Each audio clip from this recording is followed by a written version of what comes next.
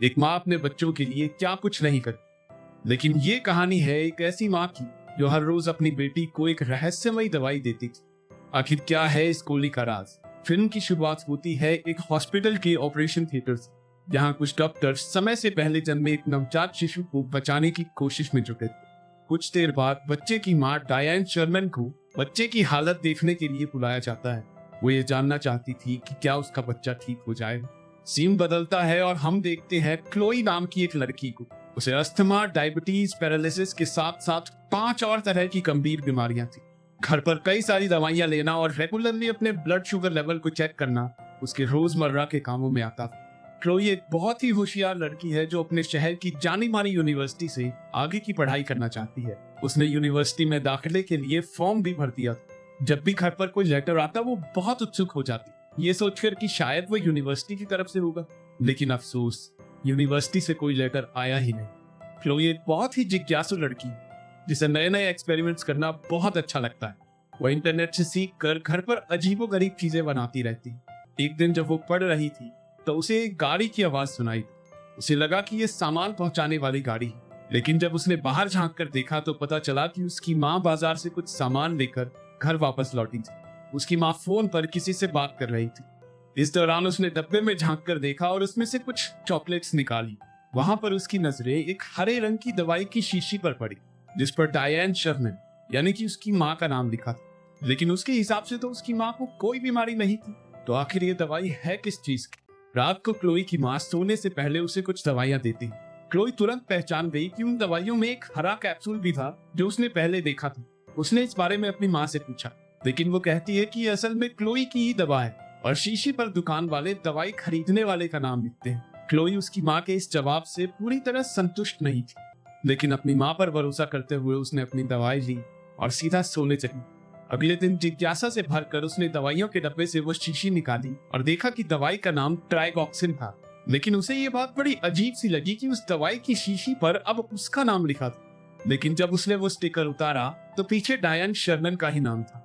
उस रात सोने से पहले क्लोई को वही सारी दवाइयां फिर से दी गई, लेकिन इस बार क्लोई ने वो हरी गोली निगली नहीं और बाहर निकाल कर जांच के लिए अपने पास रखी।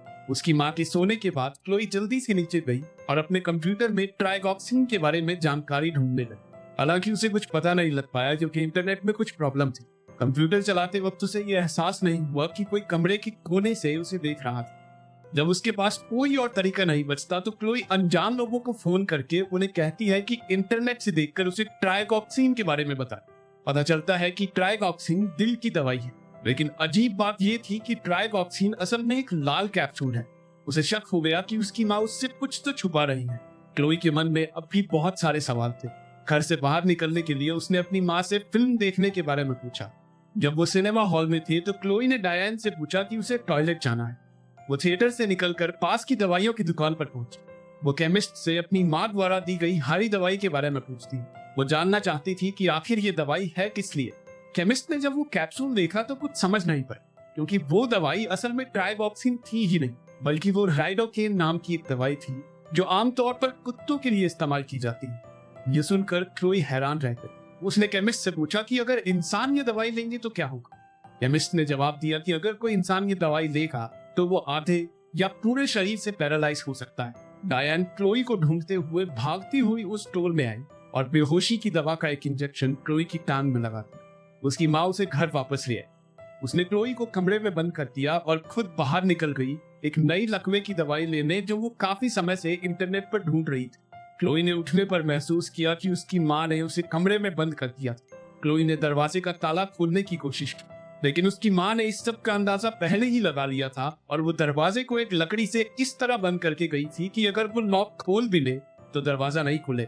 पर क्लोई ने भी हार नहीं मानी। उसे साइंस का इस्तेमाल करके शीशे को तोड़ना आता था। वो अपने साथ एक कंबल, सोडर और मुंह में पानी लेकर निकल पड़ी। वो अपने कमरे की खिड़की से बाहर निकलकर जैसे तैसे रेंगती हुई दूसरे कमरे तक पहुंची। सोडर की गर्मी और पानी का इस्तेमाल करके उसने कांच को तोड़ दिया और कंबल को खिड़की पर डालकर आगे बढ़ी ताकि टूटे हुए कांच से अपने शरीर को बचा सके। खिड़की से अंदर आते ही उसकी सांस फूलना शुरू हो गई। वो अपना अस्थमा का पंप अपने साथ लाना भूल गई थी। क्लोई फिर भी जैसे तैसे रेंगते हुए अपने कमरे में पहुंची और अपना अस्थमा वाला पंप ली। वो फौरन अपनी व्हील चेयर में बैठकर घर से बाहर निकलने के लिए चली, लेकिन उसकी माँ ने लिफ्ट को भी तोड़ दिया था। उसने बड़ी मुश्किल से अपनी व्हील चेयर को नीचे गिरा दिया और सीढ़ियों पर रेंग कर जाना शुरू किया, लेकिन अचानक वो फिसल कर सीढ़ियों से लुढ़क गई। वो थम से जमीन पर गिरी। उसने महसूस किया कि वो अपने पैर का अंगूठा हिला पा रही थी, क्योंकि काफी समय से उसने अपनी माँ की दी हुई दवाई नहीं ली थी। उसे यकीन होने लगा था कि उसकी माँ ही उसकी इस हालत की जिम्मेदार है। क्लोई फौरन अपनी व्हील चेयर में बैठकर घर से बाहर शहर की ओर जाने वाली सड़क पर चली। तभी उसे एक गाड़ी के आने की आवाज सुनाई देती। क्लोई को डर था कि ये उसकी माँ की गाड़ी होगी, इसलिए वो तुरंत झाड़ियों के पीछे छुप गई। पता चला कि वो गाड़ी डाकिया की थी जो उनके घर एक चिट्ठी देने आया था। क्लोई अचानक से सड़क पर आई जहां उसकी गाड़ी से टक्कर होते होते बची। पोस्टमैन भागकर गाड़ी से बाहर आया और उसने क्लोई से पूछा कि वो ठीक तो है। क्लोई ने सिर्फ इतना कहा कि मेरी मदद करो। जब डाकिया उसकी मदद कर रहा था तब अचानक से उसकी माँ की गाड़ी उनके पास से गुजरी और उसने उन्हें देख ली। डायन तुरंत पोस्टमैन के पास जाकर पूछने लगी कि क्लोई को क्या हुआ। वो अपनी बेटी को घर वापस ले जाना चाहती थी, लेकिन डाकिया उसे रोक देता है। वो कहता है कि क्लोई घर नहीं, पुलिस स्टेशन जाना चाहती है। डायन उसे धमकी देती है कि वो क्लोई का अपहरण करने के जुर्म में उसे पुलिस के हवाले कर देगी, लेकिन वहां पर फोन का सिग्नल ही नहीं था, तो डायन की सारी कोशिशें बेकार हो।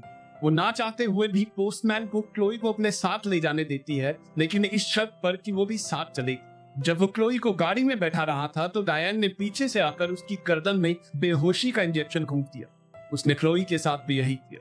जब वो जागी तो उसने अपने आप को घर के तहखाने में बंद पाया।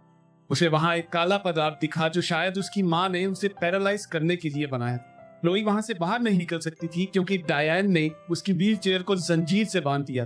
क्लोई को वहां कुछ कागज दिखाई दे। पता चलता है कि यूनिवर्सिटी से उसके एडमिशन के बारे में कई सारे खत आए थे, लेकिन उसकी माँ ने उन सबको उससे छिपा। वो बहुत निराश हो। उसके सामने उसके बचपन की कई तस्वीरें आई जिनमें वो बिल्कुल तंदुरुस्त थी, उसकी पैर बिल्कुल ठीक थे, वो चल सकती थी। इससे भी ज्यादा चौंका देने वाला कागज उसके हाथ लगा जिसमें एक बच्ची के मरने की जानकारी थी। बच्ची का नाम क्लोई था, जिसकी मौत जन्म के 2 घंटे बाद ही हुई। वहां एक अखबार भी था जिसमें क्लोई की मौत के दिन ही उस अस्पताल से किसी बच्चे को चुराने की खबर लिखी थी। ये पढ़कर क्लोई को बहुत बड़ा झटका लगा। वो समझ गई थी कि वो डायन की असली बेटी नहीं है, वो तो वो बच्ची है जिसे डायन ने उसके माँ बाप से चुरा लिया था। फिर दिखाया जाता है कि डायन के बच्चे को डॉक्टर्स बचा नहीं पाए और इस वजह से डायन इतनी परेशान हो गई कि उसने अस्पताल से किसी और का बच्चा चुरा। क्लोई ये सब पढ़ ही रही थी कि डायन तहखाने में आ गई। क्लोई ने उससे कहा कि वो उसकी असलियत जान चुकी है। वो जानती है कि डायन उसकी माँ नहीं है और उसी ने उसे दवाइयां खिला खिला कर बीमार और अपाहिज बना रखा है। डायन कहती है कि उसने ये सब इसलिए किया क्योंकि उसे क्लोई से प्यार है। वो क्लोई की दवाइयां फेंक कर उसे सब कुछ भूल कर पहले जैसा हो जाने को कहती। क्लोई अब भी डरी हुई थी। उसे अपनी माँ की बातों पर विश्वास नहीं, लेकिन अब डायन के धैर्य की सीमा पार हो गई। उसने एक इंजेक्शन में वो काला पदार्थ पढ़ी। क्लोई बुरी तरह से डर गई और जल्दी से एक अलमारी के पीछे छिपकर उसने दरवाजा बंद कर दिया।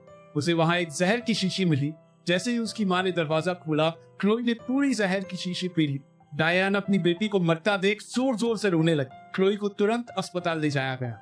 डॉक्टर्स बड़ी मुश्किल से उसे बचाने में कामयाब रहे, लेकिन अभी कुछ समय तक उसे हिलने जुलने और बात करने में काफी मुश्किल होने वाली थी। क्लोई ने अपनी माँ को कमरे की खिड़की से उसकी तरफ घूरते हुए देखा। वो तुरंत नर्स को हेल्प बटन दबाकर अपनी मदद के लिए बुलाती है। वो कुछ बोल नहीं पा रही थी, इसलिए उसने नर्स को आंख से इशारा किया। नर्स ने उसे एक कागज और क्रायन दिया ताकि वो लिख कर अपनी बात बता सके। जब क्लोई कुछ लिख रही थी तभी अचानक से इमरजेंसी अलार्म बजने लगा। पता चलता है कि अलार्म असल में डायन ने नर्स का ध्यान भटकाने के लिए बजाया था। कुछ समय बाद डायन क्लोई के कमरे में दाखिल हुई और जल्दी से सभी उपकरणों को हटाकर उसे बाहर ले। जब नर्स क्लोई के कमरे में वापस आई तो उसने देखा कि वो वहां नहीं थी। नर्स ने क्लोई का लिखा हुआ कागज देखा जिस पर उसने लिखा था मॉम। नर्स ने जल्दी से अस्पताल की सिक्योरिटी को सूचना देकर क्लोई को ढूंढने के लिए कहा।